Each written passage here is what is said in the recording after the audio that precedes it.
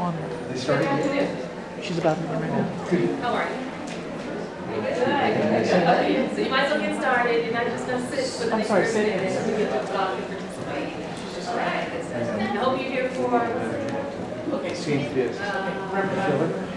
Reverend? Four practical things. They're okay. They've got one over there. Oh, close the door. They'll do it. There's four practical things that I want to tell you.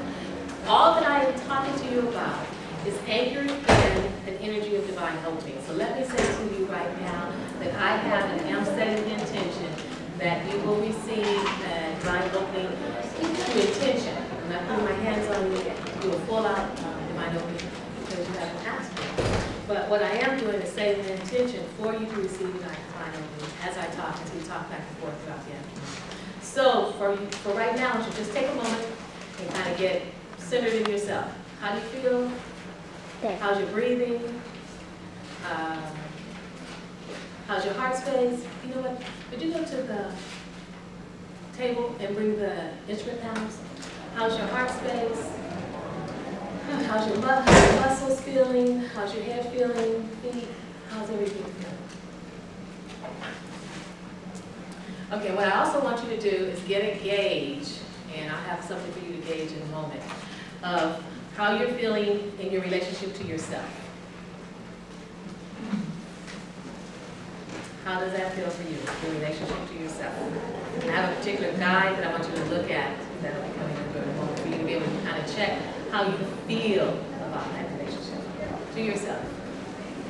Nurturing yourself, taking care of yourself, honoring yourself, respecting yourself, taking time for yourself, taking good care of yourself, giving yourself rest, allowing yourself to feel good.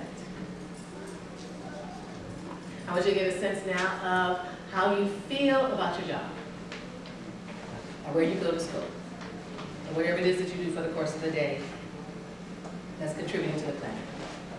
How do you feel about that? Is it fulfilling? Do you enjoy it? Are you excited about being there, being a part of it, what you contribute to it?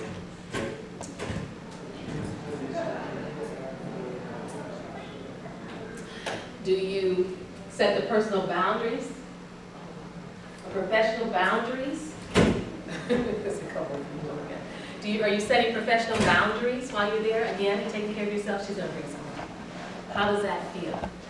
And the sheet that I'm passing out to you is for you to begin to get some sense and connect to how it really feels.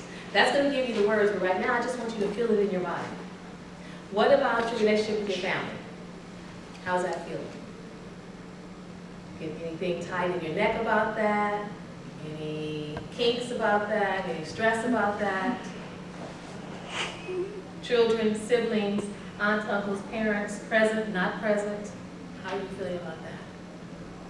And what about your leisure time? How are you feeling about that? How are you feeling about how you spend your leisure time? Does that create anything inside of you? Any tightness, any tenseness, anything like that? The last area would be finances. How are you feeling about money? About finances? How does that resonate? Is that creating any concern, any fear, any worry, any doubt that there's not enough, that there's more than enough, that there's so much I don't know what to do with it? Everybody laughed about that one, so I guess that's not what you feel, huh? That there's just so much money that I don't know what to do with it. How that feels. Okay, so you got a sense of how that feels. Are you getting more? They're getting triple to one, but okay, here's a few more for you to look at, just to see where you are, what you're feeling. Okay, and then I want to set an intention for divine energy to flow through the space. And then after we get through, I just want you to touch base with yourself again to see how you feel in those areas. And all that I really want you to do is really just kind of mark on there where you are. So if you see where it says, you know, frustrated or angry or in love or in bliss, you put relationship by it. Money, worry, fear, doubt, anxiety, you put money by it. creativity or leisure, whatever that is, you put that by it, just so you're aware of it. And then I just ask that you're open and willing to accept the intention. And then I just want to set the intention for each of you that's present. The intention of the divine elder.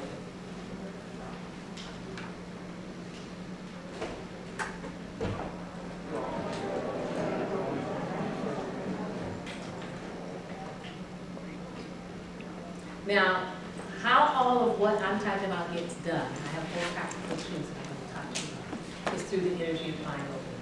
Divine opening is a transmission of energy through your crown chakra. And what that does is activate your enlightenment. What that does is get your small self out of the way so that your larger self, that larger non-physical divine aspect of you can take over in your life so that you can begin to live the life that you want to live.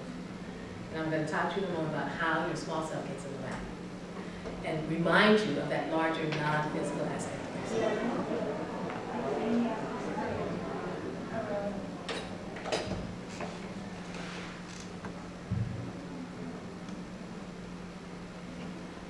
Four things that I want to talk about, 4 tools. The first thing that I want to talk to you about is for you to recognize your self-worth. I want you to remember to wake up to the fact that you are not some inferior being here on the planet. That you are a magnificent being on the planet, just as you are. I want you to let that in. If you can let that in, if you can hear that, if you can let that into your heart on some space, no matter what happened to you when you were a child, no matter what did or did not happen, no matter about alcohol or drugs or child abuse or any of the kind of things that we hold up to say that we're not okay, I want you to let that in. Because when you want to live your life now, and it's like having a luggage that you're dragging around with you, you drag all that stuff around with you from place to place to place. And I saw some of you shake your head. You may not see each other ever again in here, so I think you can probably say what you want to say.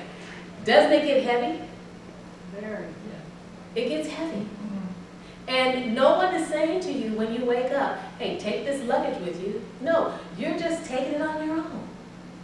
So I want you to be willing to step into, to hear me say, to embrace, to begin to believe, and if you already believe it, then begin to remember how magnificent and worthy you are. Let me tell you how come you're worthy. It's not because of the job you have. It's not because of the car you have. It's not the designer clothes that you wear. It's not the bright and smart children that you might have raised. It's not the size of the house that you have. It's nothing that you've accomplished or accumulated or that you have physically. You are worthy because you exist. Let that one in. Let that in. You're worthy because you exist. Don't you realize that something magnificent created you out of something else magnificent? That's what makes you worthy. And nothing changes that worthiness. I was molested as a child. That doesn't change the worthiness that you came into this world as a being. I was abandoned. That doesn't change it. I was adopted. That doesn't change it. My father was an alcoholic. That doesn't change it. That has nothing to do with your worthiness. So when you want to start living the life that you want, your life, you've got to be willing to step into simply knowing and saying, I am worthy because I exist. I'm worthy because I exist. That's your first tool. Simple thing for you to begin to incorporate into your thinking and feeling and understanding is, I am worthy because I exist. Okay, photographer back there. The next thing that I want you to hold on to is to reclaim your power from, well, just reclaim your power. Now, where is your power? Most of the time, your power is in stories.